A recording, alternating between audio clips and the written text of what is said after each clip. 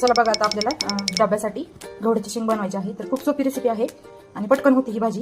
तर बघा घेवड्याच्या शेंगा आहेत ना, त्या अशा चांगल्या चांगल्या बघून निवडून घ्यायच्या. त्याच्यामध्ये काही आळी हे काय असेल तर ते काढून टाकायचं. तर बघा अशा घेवड्या शेंगा आहेत. आता मी ह्याला धुवून घेते. बघा ह्याला आता मी पाण्यामध्ये टाकले आणि बाकीची तयारी होईपर्यंत बघा आता मी इथं लसूण घेतलाय. आपल्याला फक्त लसणाचीच फोडणी द्यायची. आणि आता मी ह्या शेंगा पण पाण्यातून बाहेर काढते आणि अजून एका पाण्याने धुवून घेते. शेंगा धुवून घेतल्या.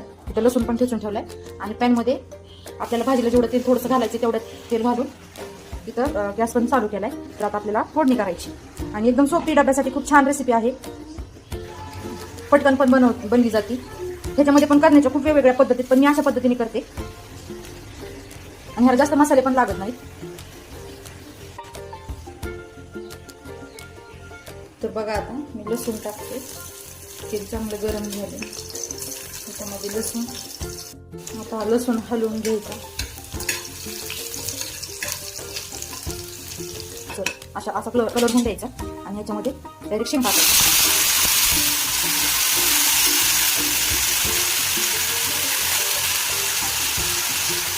हलवून घेऊ.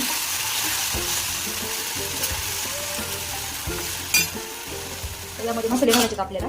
तर त्यासाठी थोडीशी हळद पावडर आणि घरचा मसाला टाकायचा आपला.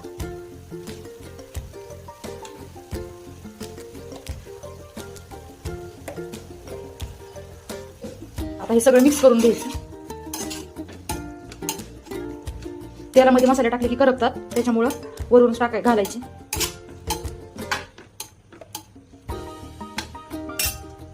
थोडासा गॅस वाढवलाय मी आणि आता हे मीठ घातलेलं आहे ते मिक्स करून घ्यायचं चांगलं.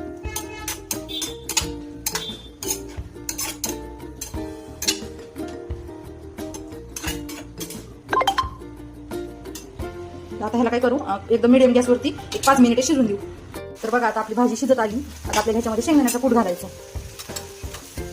2-3 चमचे शेंगदाण्याचा कूट घातला की भाजी छान चमचमीत आणि छान लागते पण खायला. आता मी याला मिक्स करून घेते. डब्यासाठी खूप छान अशी पटकन होणारी भाजी आहे ही. तर तुम्ही पण बनवा. घ्यायची थोडंसं झाकण ठेवून. भाजीच तयार झाली. मग झाकून ठेवले. तर बघा डब्यासाठी खूप छान गरमागरम अशी भाजी तयार झालेली आहे. तर तुम्ही डब्याला ही भाजी बनवून देऊ शकता.